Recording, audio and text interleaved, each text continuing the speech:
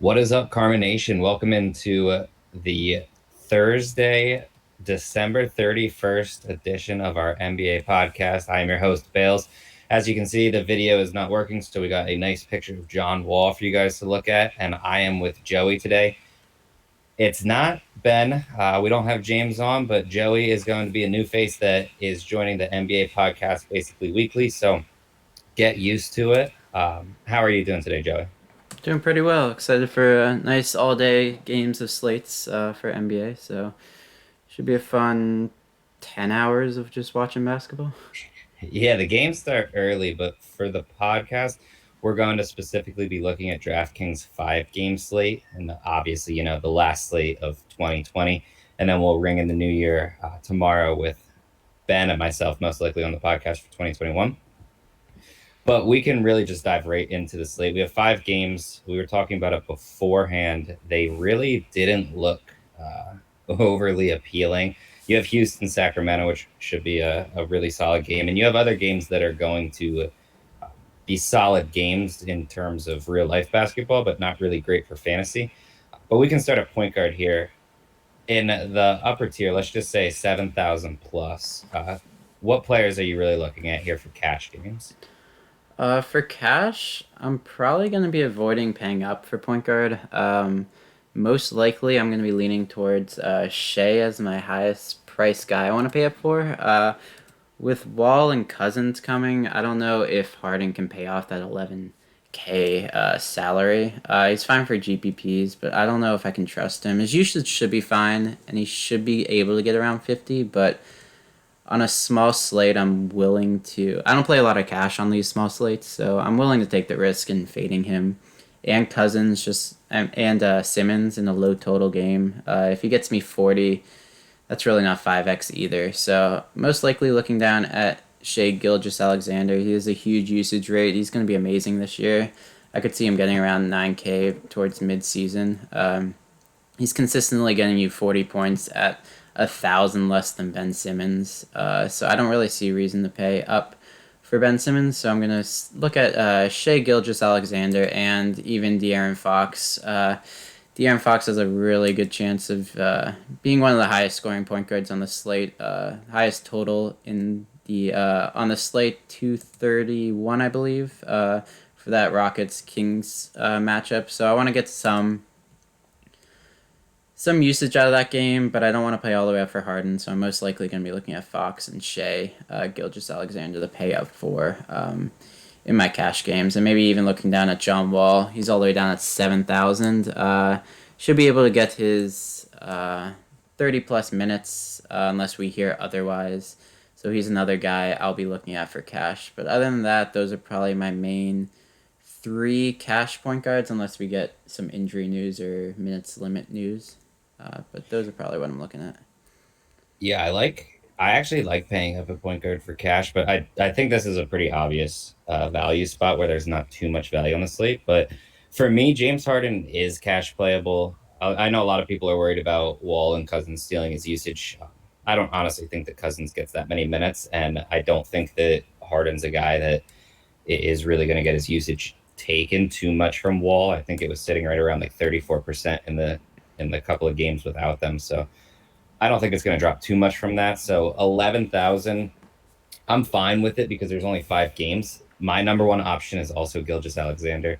I think that, like you said, it's going to be in the mid 9Ks or at least 9,000 come mid-season. Kyle Lowry and De'Aaron Fox. I prefer Fox slightly to Lowry.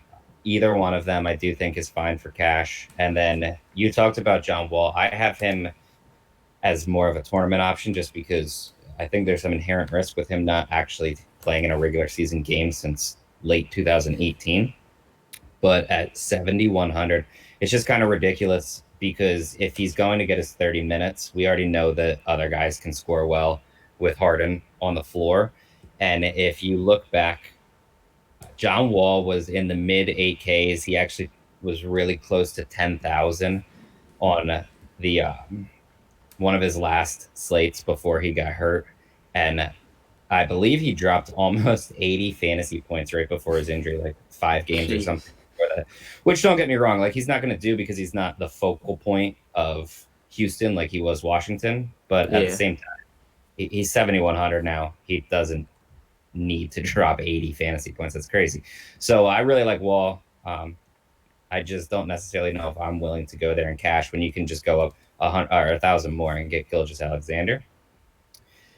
As we move down, let's just go mid tier options. Who are you looking at for both cash and tournaments? I'm most likely looking at Peyton and Fultz right there at that 6K range. I don't mind Ball either, but I'd rather pay a little bit down. We know Ball has triple double upside, but he hasn't really shown it this year. So that ceiling is there, but maybe he's more of a tournament play. But most likely going to be looking at Fultz and Peyton as my main guys in this tier. Peyton's getting huge minutes. It's a little bit of a tough defensive matchup against Lowry, but he should be able to get a lot of peripherals. And if his shot's falling, which he's not a really good shooter, but if his shot is falling, like we've seen before, he's got 75% field goal percentage in that Milwaukee game. So if he's able to get hot and get that usage, he's a pretty good play there, and is getting the minutes. And then Fultz looked good at the end of the season last year and continued this year. He's got basically 4 straight games of 30 plus points at 6K. That's getting you 5x. And you got a little revenge matchup against Philly. I'm sure he wants to prove himself because Philly gave up on him pretty early after his injuries. So you could see a little narrative there as well. Yeah, I really like it. If there's one guy that I'm playing in the middle, it's going to be Markel Fultz. My only issue, I don't hate Peyton or Ball. My only issue with Peyton is that Austin Rivers is playing tonight, so I don't necessarily know if he's going to get as many minutes. And it looks like Quickly's questionable. So if Quickly's in, I question how many minutes they're going to run Peyton with Rivers and Quickly back. Two more guys that I'll add. I guess a few more guys that I'll add, even though they're kind of low priced. Eric Bledsoe has looked atrocious for 3 consecutive games, but Yeah. he's most likely going to play 30 plus minutes. And we know he can average over fantasy point per minute. So I don't dislike him against a pretty weak Oklahoma City defense. Below him, Tyreese Halliburton is a very good rookie. He's already proving that he should be on the court quite a bit, and it's not going to be long before his price is up a little bit. Plus, he gets a good matchup against Houston, so I'm fine taking a shot there. And then Jordan Clarkson and George Hill are two guys that can score a bunch of fantasy points in relatively limited minutes. I don't trust either one, but I do think they're both more or less fine for tournaments on the slate. Is there anyone below like 4,500 or so that you're looking at on this slate? Not really. Cole Anthony's interesting. He has potential, but probably not. Probably wouldn't go there. Austin Rivers is interesting if he happens to get the start. I don't know. I assume he won't, but if he somehow sneaks into the starting lineup, you never know with NBA rotations. And it's the Knicks, so you never know with them either. So if he somehow sneaks in the starting lineup, then I'll take him. But other than that, not much below there for value, unless we get some injury news randomly. But yeah, Well, nothing else. Terrence Ross has been ruled out, which I'm assuming is going to help Cole Anthony a little bit. At 42, I'm fine with it. I just don't fully trust that they're going to give him a ton of minutes. The guy that I'm looking at is Michael Carter Williams at 3,600. He is going to play minutes in the 20s. We know that he can contribute multiple different ways, and it's a pretty small slate, so your value is kind of going to you're not going to get like this elite value most likely. So I'm fine with Michael Carter Williams at 3,600. We can move to shooting guard though. High priced options. Who are you looking at here? For high priced options, there's not much outside of James Harden, which we already discussed. But I do like Donovan Mitchell. His shot has not fallen yet. He hasn't shot over 40% from field goal range, and he's shooting 9 to 10 3-pointers a game. So if his shot's falling against Phoenix, which it probably will, eventually he's a good enough player where his shot's going to eventually fall. He has a great ceiling, way above 40, and that's 5x right there. So probably one of my favorite options is Donovan Mitchell. You also have Devin Booker on the other side, which he's priced a little too high for me. I feel like Donovan Mitchell just has around the same floor and ceiling as Booker, so I don't feel like I have to pay an extra thousand for him. And maybe seeing that first opponent ranking, maybe will draw ownership off of him. But I feel like the field's a little too smart to just be tricked by that. But Mitchell, if his shot's falling, I feel like he's one of the best plays on the slate at only 7.6. And then RJ Barrett right under him. His usage is way higher than I expected. He's really taken a big leap in his second year. And those minutes, he's creeping up close to 40 minutes. So if he's getting those consistently high minutes, he's also a great play. He dropped $200 for some reason, just because he had a bad shooting night. He's had two really bad shooting nights. So if he's getting 15 plus shot attempts and he can hit a three, he's missed, 13 straight threes after starting the season 3 for 3. So if his shot's falling, he can easily get you 40 plus as well. So I'm most likely looking at RJ Barrett and Donovan Mitchell as my two main shooting guards on the slate. Yeah, I'd more or less agree. I'll say, seems like I'm higher on James Harden than you. I probably honestly would just play him at shooting guard because I don't like the position that much. But if you aren't playing him and you do want to spend up, the three in a row, Donovan Mitchell, Fred VanVleet, and RJ Barrett are all usable. I think I would honestly just rank them in that order as well. Um, Although I feel like I have Donovan Mitchell significantly higher than Van Vliet and Barrett. Yeah. When we move down to the mid price, there's a lot of, like reasonable guys. A few that we talked about at point guard: Eric Bledsoe, Jordan Clarkson, Halliburton, Hill, all can be used realistically. The other two that I'm kind of looking at are Alec Burks, who's looked great to start the season, but I don't trust whatsoever. That would strictly be a tournament play with Austin Rivers back. And then Seth Curry, he relies so heavily on scoring that I question it, but we saw him add some rebounds and assists in their last game.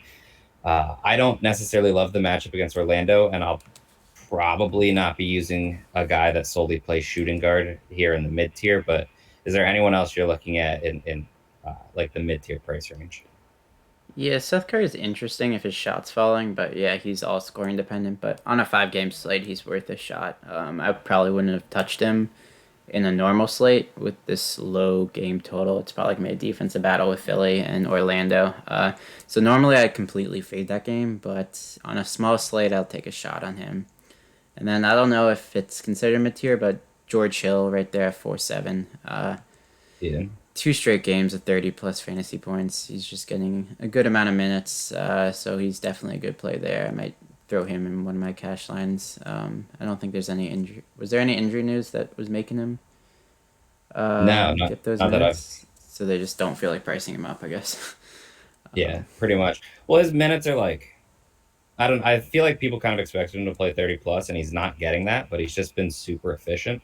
So I don't necessarily know why they aren't pricing him higher though. Yeah, even in a bad shooting night, he's still got over 30 fantasy points. So I feel like he's just a really good play. And to touch on that Harden, I just don't like him just because I don't see a ton of value on the slate. So I'd rather play.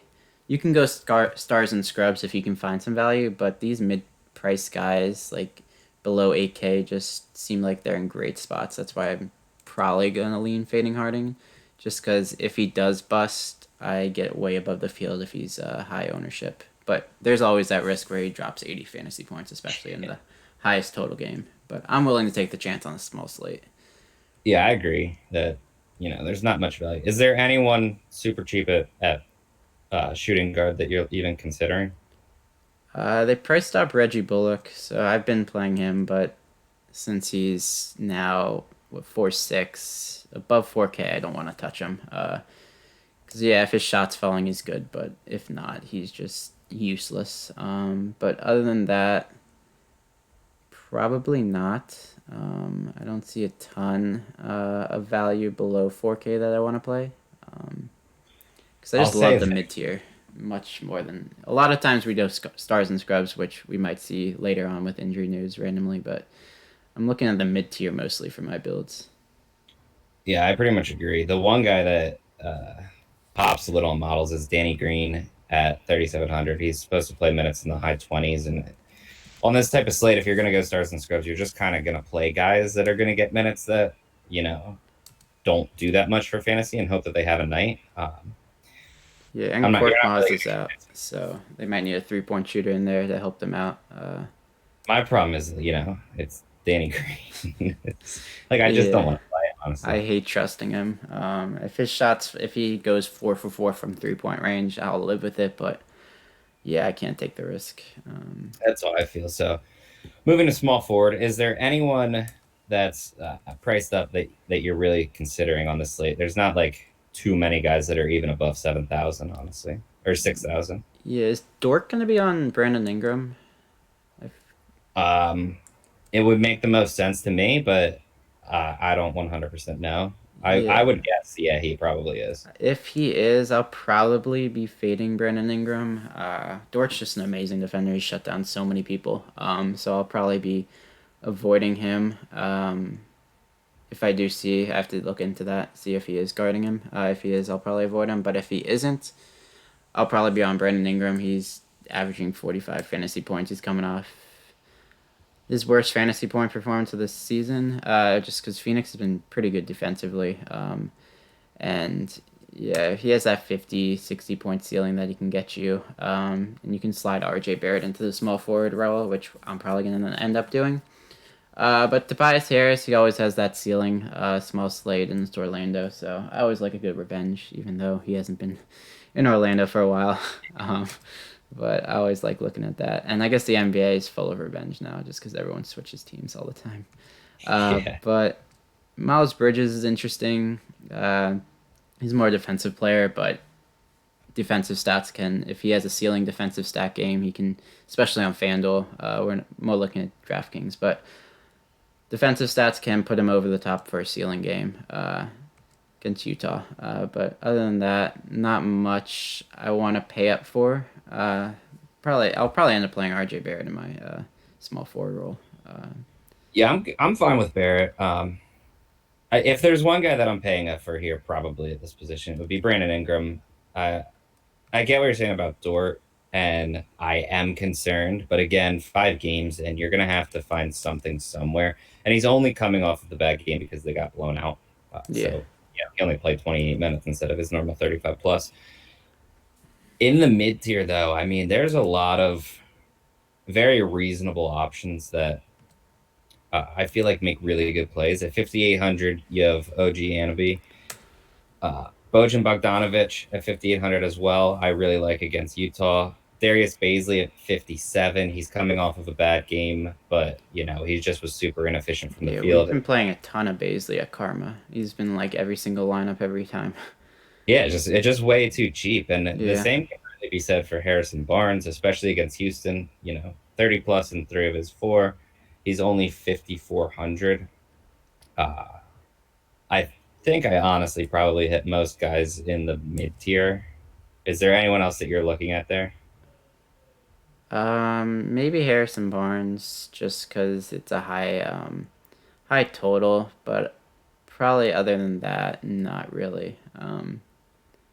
Yeah, not much I am seeing that I love that isn't shooting guard eligible too, that we touched on earlier. So yeah, Is not there a anyone ton. super cheap that you like? Super cheap. Not really right now. I guess you can play the Michael Carter Williams in small forward role, but we already touched on him. Kevin Knox is always interesting, just if he's getting the minutes. But with Austin Rivers back, the rotation might get a little tighter, just overall. But probably not other than that, because Sterling Brown's really probably out of the picture with. I don't know. You think Sterling Brown's going to get another 20 to 30 minutes? I doubt it. Just with everyone back, it Yeah. seems relatively unlikely that he plays a major role in the rotation. Yeah, I assume Eric Gordon's going to take most of those minutes, and then Wall and Cousins should condense that lineup a little bit more too. But yeah, not a ton of value that I really really like on this slate yet. We've seen the past couple slates have a lot of value, but I'm not Yeah. seeing anything I'm loving right now. Maybe after we get some injury news, because there's always injury news. Um, yeah, but not a ton I love. I would I would go Royce O'Neal. I think a 3,800 is fine. He Yeah. does nothing in the offense. He only takes a couple shots a game, but he can Yeah. rebound and add purple stats. So Yeah, he's if he's another getting, guy I just hate playing. yeah, but Yeah, if he's getting the under minutes. 4K, 30 plus minutes, it kind of sucks. But at the same time, Yeah, if you want to play hard and you kind of have to play these guys, which, yeah, if you get you that ceiling game, you can take 15 out of O'Neal to 20 and be fine. yeah, that's what I think as well. Moving to power forward in the high price range, who are you looking at here? All right, well, we got Julius Randle right up top and Siakam. Julius Randle's coming off a huge game. He almost had a triple double in the first half. With that usage rate, Toronto's worse inside now without Gasol. He was a really good defensive anchor in there. So I love Randall if I'm going to pay up for power forward. And then Siakam's right there getting huge minutes. If his shot's falling, he's going to get you 40 plus. He can get you even 50 if he's really scoring well. And it's against the Knicks. So definitely possible high usage rate there. And then if Dort is shutting down Ingram, Zion's going to have a huge game. I assume he can get you 30 plus points, just raw points, not fantasy points, if Ingram's struggling to score, and they're going to need a scorer. So I love Zion as well, and he's going to get you those rebounds. So he's not really an assist guy, but if he can get you some defensive stats, 30 points, and close to 10 rebounds, get you that double double bonus, he's probably going to be one of the highest scoring power forwards on the slate. Yeah, I agree. If I'm paying up for one of them, it's probably Zion, just because when you look at the matchup, there's not a single player for Oklahoma City that is going to slow him down. They're just not big enough. Yeah. And then I would say Randall next, then Ingram, then Siakam, but I'm fine with any of those four, honestly. If you're playing in the mid tier, it seems pretty obvious that Marvin Bagley is the guy that everyone's going to. He's only 5,300, supposed to play around 27 minutes tonight after his minutes have been kind of a little up and down. I do think Harrison Barnes right above him is completely fine. We talked about a bunch of these guys at small forward. I don't really think there's anyone else at power forward that I would honestly even outline as an option that we didn't talk about at small forward. Is there anyone else like at all that you're even looking at, regardless of price? Yeah, probably not. PJ Tucker, I hate playing PJ him. Tucker's worse than Royce O'Neal. Yeah, he's one of those guys that's just impossible to play unless everyone's hurt. But yeah, with Cousins back, I assume his minutes will go down as well. Yeah, not much I really want to play. Justin Jackson's interesting if you really need some value. If he can get you another 30 minutes, I guess. But other than that, really nobody unless we're going to get some injury news. Yeah, House is going to go away just because Gordon's back. He probably won't get you that 30 minutes again. Yeah, there's not much. Bogdanovich is interesting.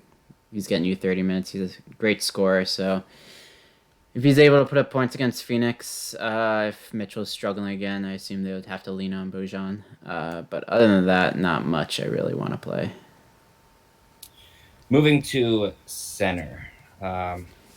Man, it's kind of a weird position. Who are you looking at center tonight? Yeah, I don't know if I want to pay up for Embiid. This should be a slow-paced defensive battle, so I'm not sure if he's gonna get that ceiling rebounds. With Vooch inside there in a slow-paced game, if their shots are falling, there's really not gonna be many rebounding opportunities for him. But we know Embiid, he can easily get you 60 fantasy points if he feels like it. But yeah, you got Rudy Gobert. I'll probably be more leaning than anyone else just because he'll be be up against DeAndre Ayton, who's really bad defensively. So if he's able to get you those 20 points this game, I assume he should get whatever he wants inside against Ayton. I have no faith in Ayton's defense at all. So even though there's the third fantasy points right there next to his name for opponent ranks, he should have zero issue against Aiton. And if he can get, he really has that 2020 upside. And if Aiton gets some foul trouble too, which we've seen in the past, Gobert should have no problem against the backup either. Yeah, I agree with that. I'll say I'm completely fine with either Embiid or Vucevic if anyone wants to use them. I just likely won't be spending it up. I do think Gobert is one of the better options. On the other side, I'm completely fine with Ayton in tournaments. He's a little too cheap for his upside, but realistically, he hasn't looked overly great early this season. But at some point in time, he's going to turn it around. Yeah, and he'll be close to the basket for rebounding opportunities too. I know his Yep. props at 9.5 with the juice coming on the under for some reason. I guess they really trust Rudy Gobert's defense, and they're not. I looked at the game logs against Utah. It looks like no one's really getting much rebounds just because Gobert is such a good rebounder, but they haven't really faced anybody that's as good as Aiton on the boards. So that's a prop I do like as over. So they're not expecting a double double bonus, but you can easily get there with his ceiling, as long as he doesn't get foul trouble, like we've seen most games. Yeah, I agree with that. Christian Wood's interesting. I'm 100% off Christian Wood on FanDuel. I think he's 8,800 if I remember. Oh wow, On yeah, DraftKings though, he's only 7,300, and he's not going to play 40 minutes or anything again, but he could get 30, and he's good enough to easily outproduce 73 in 30 minutes. So I feel like he's an okay tournament option. I do worry about Boogie, but I don't think Cousins comes in and takes all these minutes or anything. I think more or less it's going to be Christian Wood right around 30 and Cousins right around probably 18. Outside of that, I'm always fine with Mitchell Robinson. He's still pretty cheap, and he hasn't really been doing what most were expecting him to do. So we haven't seen his ceiling early this season. And as you said, Toronto's not quite as good defensively without Marcus Saul. Only 100 above him, Steven Adams. He was more or less rested in a blowout loss to Phoenix in his last game. Prior to that, he's played 30 plus minutes in each of his three. He has yet to double double, which we obviously know that he can do. And he hasn't really been a big part of the offense. But as I said with Zion, like Oklahoma City doesn't have anyone that's going to be able to match up with him for size, and they're not really going to be able to stop him. So I like him at 5,700 as a really good tournament option. Is there anyone else that you like here at center? I feel like we went over most of the people because I don't think you're really going to be dropping below Mitchell Robinson, but I'm not sure if you have anyone that you like that's super cheap or anything. yeah. You probably won't be. Yeah, I don't. I'm not too scared of Al Horford defense on Steven Adams. And you got that revenge narrative too. Back in OKC. But yeah, there's not much I really want to play. Maybe if you want to go really crazy and go Damian Jones just in case Aiton gets into foul trouble early. Just because it's such a small slate, you can get a little weird there. But other than that, because they're gonna need someone on Gobert, and if Gobert can get to the line, and Aiton picks up two quick fouls, Jones could get you 20 points at 1% ownership. But if Aiton doesn't get that foul trouble, I doubt Jones does anything. So he's like a large field GPP play if you want to get a little crazy on such a small slate. But other than that, other than that, I can't I believe we can't. had a Damian Jones recommendation. You know, you I will got say count it's me out. I am not advocating for Damian Jones here. if you want to get a little weird. And I mean, who else is gonna play if Aiton gets in foul trouble? They need someone on Gobert. So yeah. Other than that, not much I want to play at center. Usually, I pick two or three centers I'm looking at for the slate and then move on. But yeah, probably not much else. that's all we got for you guys. As always, you can find all of our articles at dfskarma.com. You go to the shop and you can get our NBA cores, the weekly, monthly. They get you in Discord, but you can also purchase a significantly cheaper daily where you just get our cores for the day. Um, we will be back. I believe I'll be back with Ben tomorrow, and then I will be back with Joey next Thursday once again. So good luck tonight, everyone. All right, see it.